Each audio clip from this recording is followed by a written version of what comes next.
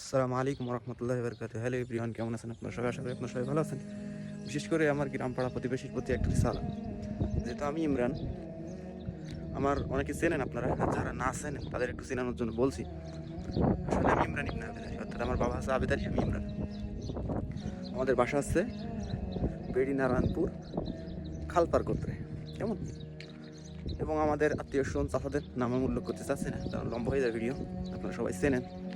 আমার ভাই একজন রয়েছেন ইব্রাহিম, ইব্রাহিম ইবনে আবেদ আলী, এবং আমার একটা ছোট বোন আছেন। তো ইব্রাহিম আজ 12 থেকে 13 বছর অসুস্থ, এবং তার একটু ব্রেনের সমস্যা আছে। আপনারা সবাই চেনেন, পরস্পর আমাকেও চেনেন। তো আমরা কিন্তু দুই ভাই। তো আমার পরিবারের উপরে কিছু রহমত নাজিল হচ্ছে কিছুদিন, আমি দেখতে পাচ্ছি এবং আমি শুনছি বিষয়গুলো। তো আমি এখান থেকে রিসালাত দিচ্ছি, আমি অবস্থান করছি সৌদি আরবে।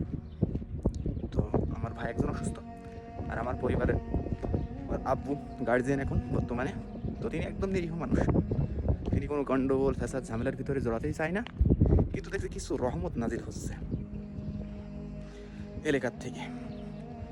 তো আমি সৌদি আরব রিয়াদ থেকে, অর্থাৎ সৌদি আরব থেকে আমি আপনাদেরকে রিসালাত দিচ্ছি। আমি এখন রিয়াদে নাই, বাইরে আছি। আমিও কিন্তু ওনার সন্তান, আবেদ আলীর সন্তান, কিন্তু আমি ইমরান।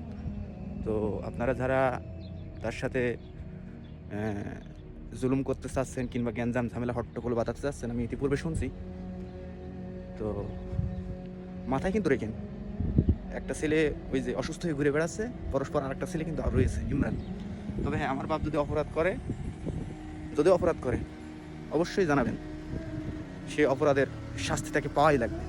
কিন্তু যদি সে অপরাধ না করে, আর আপনি যদি নিরীহ মানুষ পেয়ে তার উপরে জুলুম এবং অত্যাচার করেন, তাহলে বিষয়টা একটু মাথায় রেখেন। কিন্তু আমি জীবিত রয়েছি, আমি মরে যাইনি। তবে আমার বাপ যদি দোষ করে, অবশ্যই তার দোষের সাজা নেওয়া লাগবে।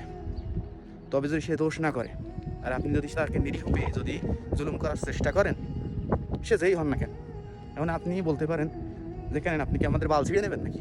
কথাটা বলছি কারণ কিসের জন্য আমার খুব রাগ হচ্ছে একটা বিষয়ের উপর, সেটা আমি বলবো অন্য ভিডিওতে ইনশাল্লাহ। হয়তো আপনারা বলবেন কি বাল ছিঁড়ে নেবেন কি আমাদের? আপনাদের বাল মালাম কিছু ছেড়বো না, কারণ আল্লাহ সুবহানাহু ওয়া তাআলা আমাকে পাঠান নাই আপনাদের বাল ছিঁড়ার জন্য, কেমন? তবে হ্যাঁ, আপনারাও যেমন মানুষ, আমিও এমন মানুষ। আপনারাও আল্লাহর বান্দা, আমিও আল্লাহর বান্দা। তো আপনাদের যেমন শক্তি সামর্থ্য দিয়ে পাঠাইছেন দুনিয়ায়, আমারও এমন পাঠাইছেন। তবে আপনারা কোন কাজে খাটাচ্ছেন আমি জানি না।